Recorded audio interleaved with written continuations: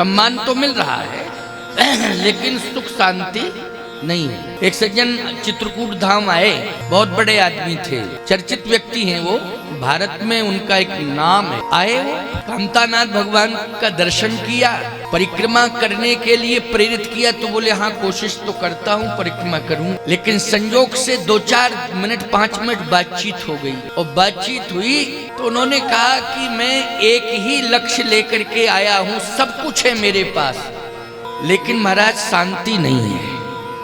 क्या नहीं है?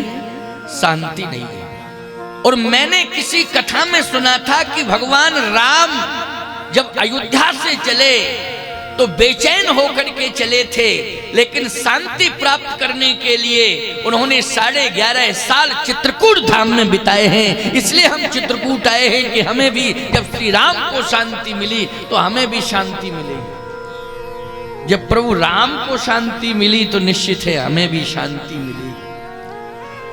तो सीधी सी बात यह है कि शांति कैसे मिलती है।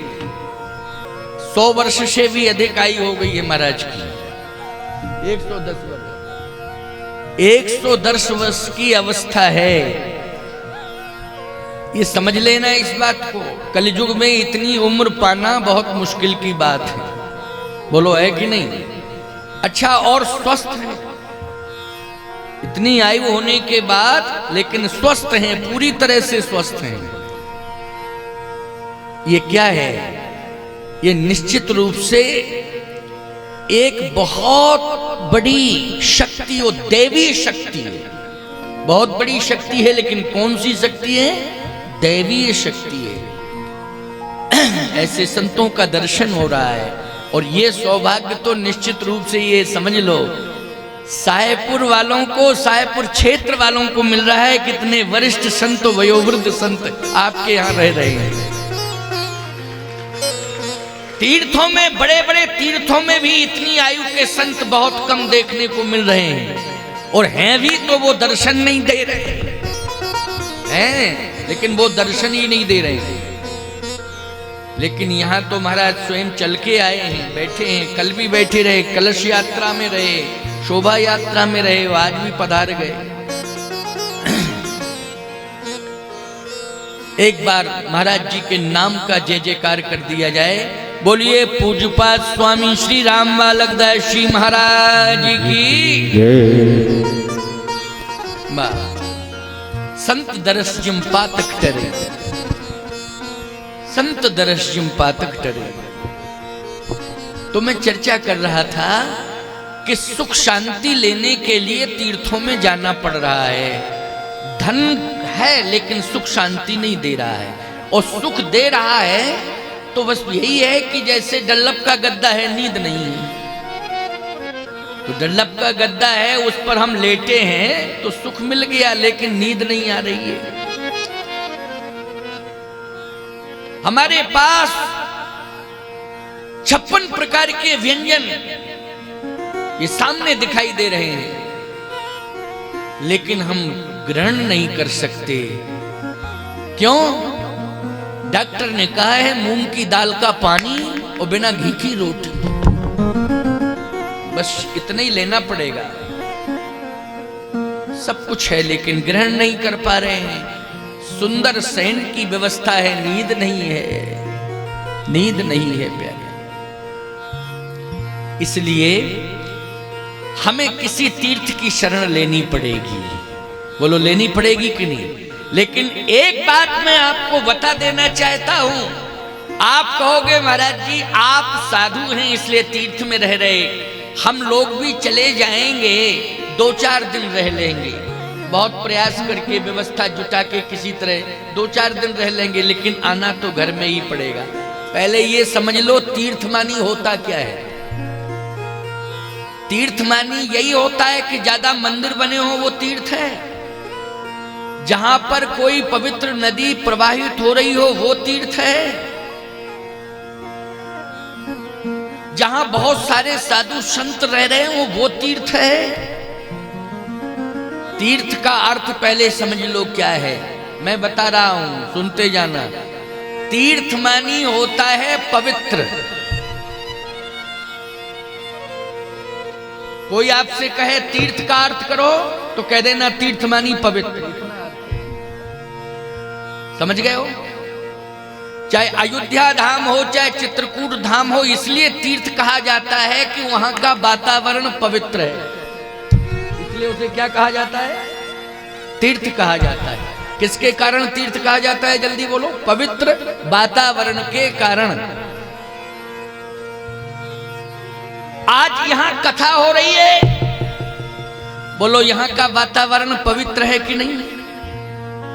तो इसे आप क्या कहोगे? दशहरा मैदान कहोगे कि तीर्थ कहोगे? जल्दी बोलो। रिकॉर्ड में दशहरा मैदान है, लेकिन आध्यात्मिक रिकॉर्ड में प्यारे कथा होने के नाते ये तीर्थ बन गया है, क्योंकि तीर्थ मानी होता है पवित्र। ये तीर्थ बन गया है। तो आप कहो महाराज ये तो केवल 12 तारीख तक तीर्थ रहेगा और 13 तारीख को फिर साहेबपुर। क्यों?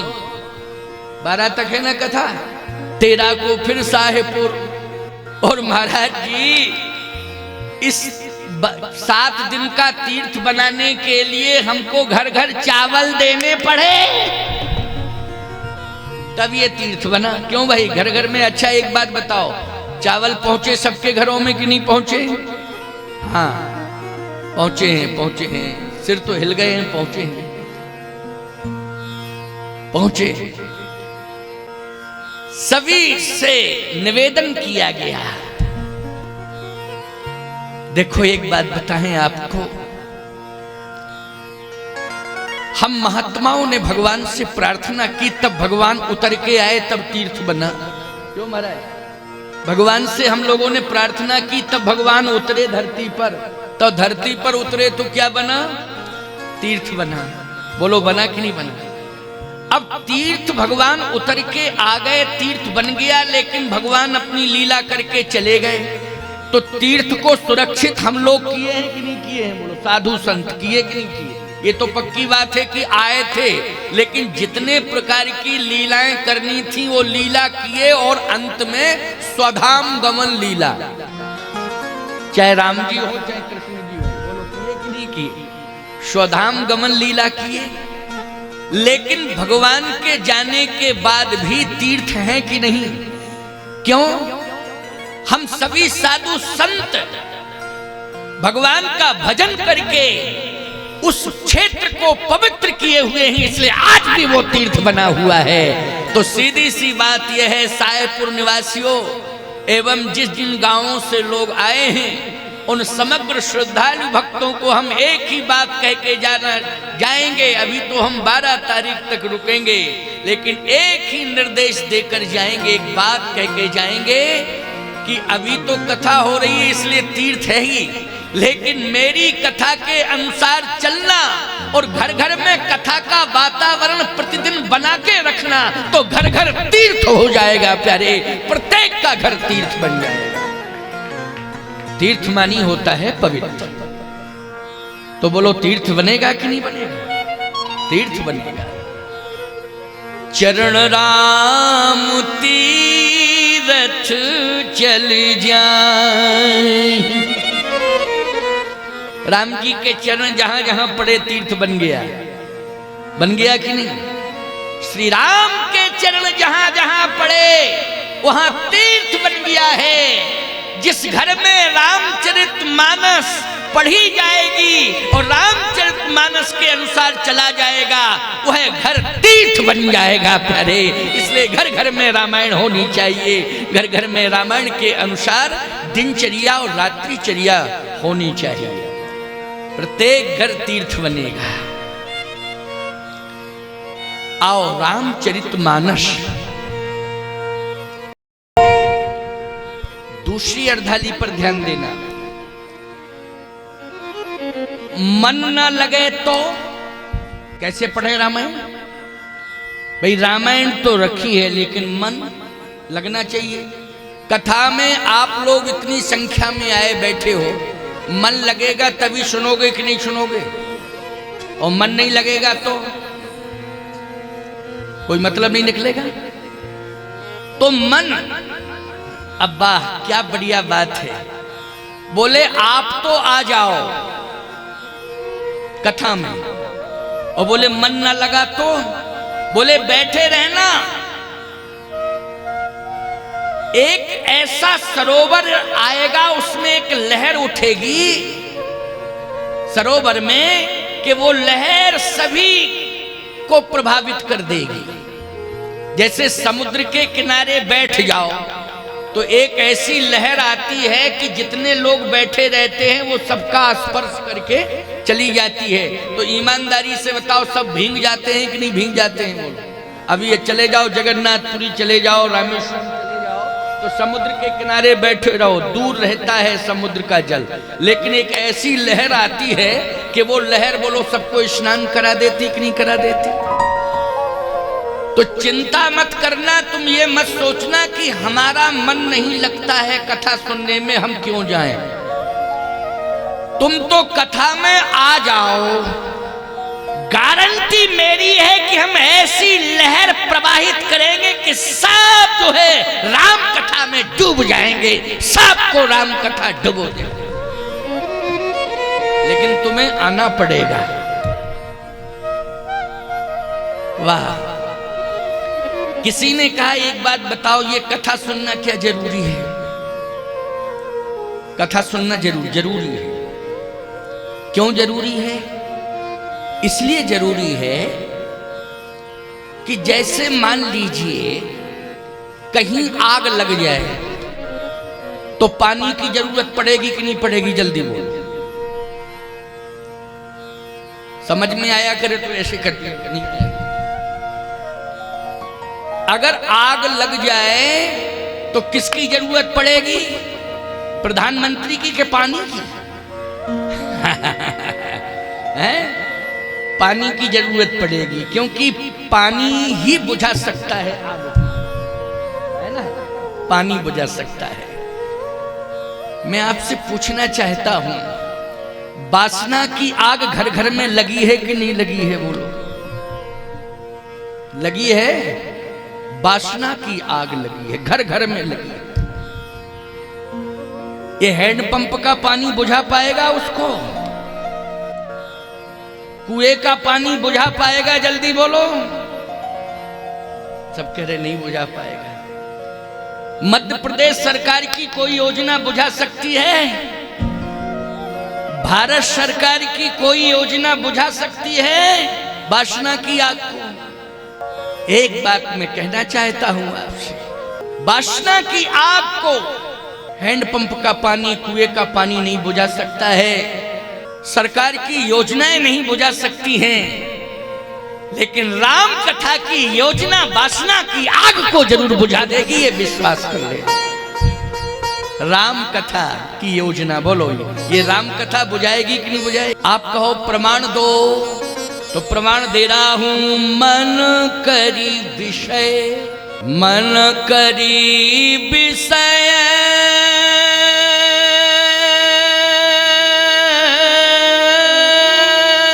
अनल बन जरई,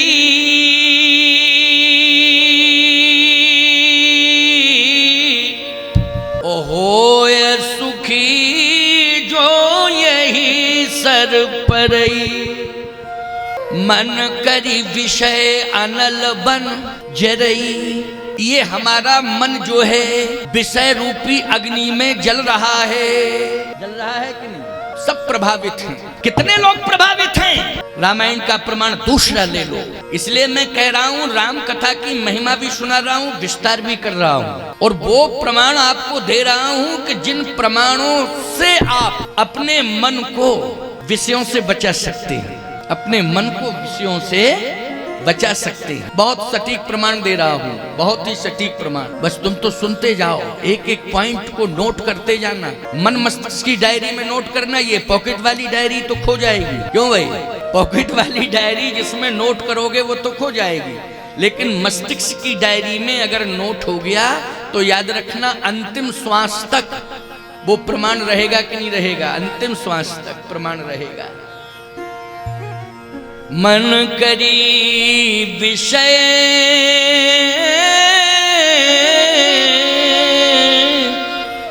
अनल बन जरई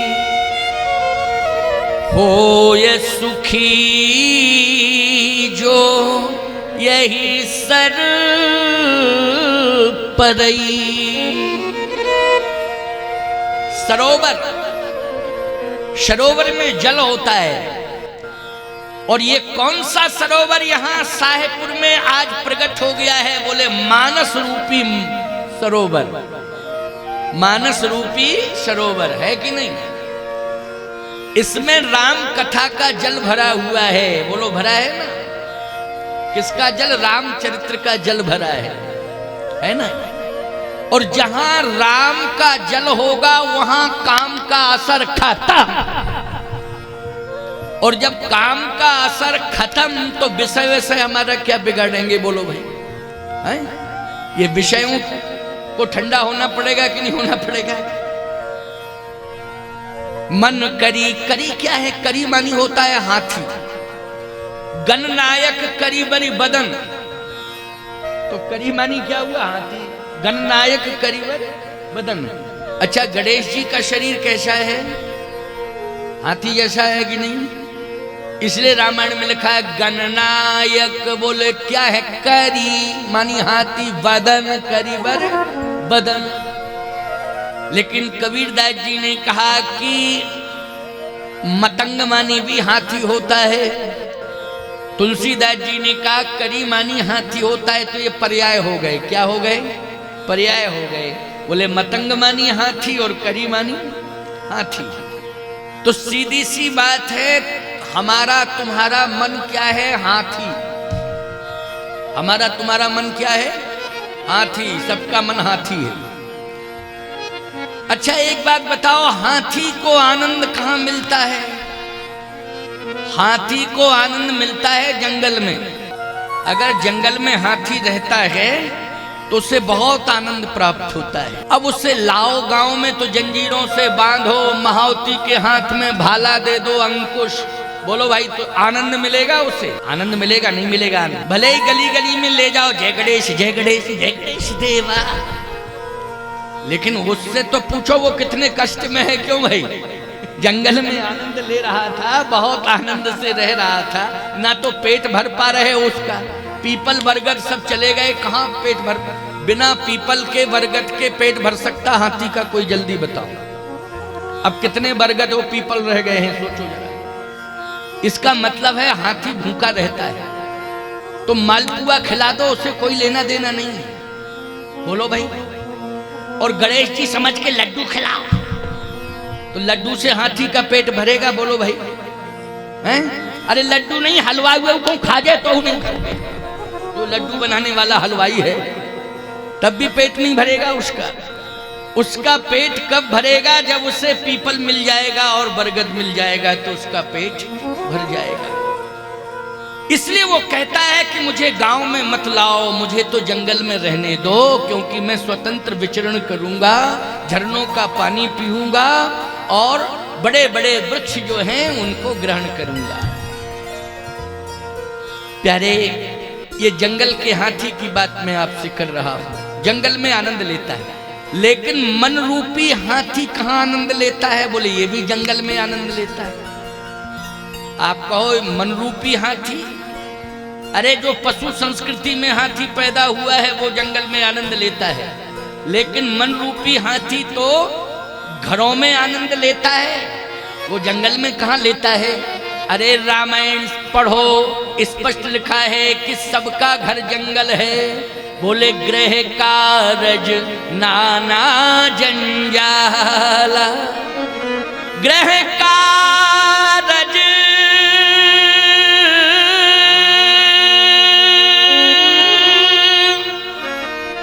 नाना जंजाला,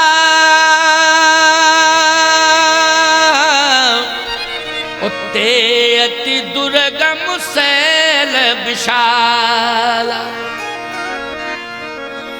गृह कारज नाना जंजाला। बोलो गृहस्थी रूपी जंगल में जंजाला और तेयति दुर्गम शैल, समस्याओं के बड़े बड़े पहाड़। बोलो है समस्याओं के बड़े। जंगल में पहाड़ होते हैं। अभी आप देखो आपके चारों तरफ जंगल है तो पहाड़ है कि नहीं? गृहस्थी रूपी जंगल में समस्याओं के पहाड़ हैं कि नहीं? इतने बड़े बड़े पहाड़ हैं प्यारे कि इन पहाड़ों को तोड़ने के लिए मशीनें तैयार हो गई, लेकिन समस्याओं के पहाड़ को तोड़ने के लिए कोई मशीन बनाई सरकार ने? बोलो, या वैज्ञानिकों ने बनाई, इंजीनियरों ने बनाई क्या? नहीं नहीं। गोस्वामी जी कहते ग्रह कारज नाना जंजाला, ते अति दुर्गम शैल विशाला। समस्याओं के बड़े बड़े पहाड़ हैं और हमारा मन रूपी हाथी गृहस्थी रूपी जंगल में रह रहा है।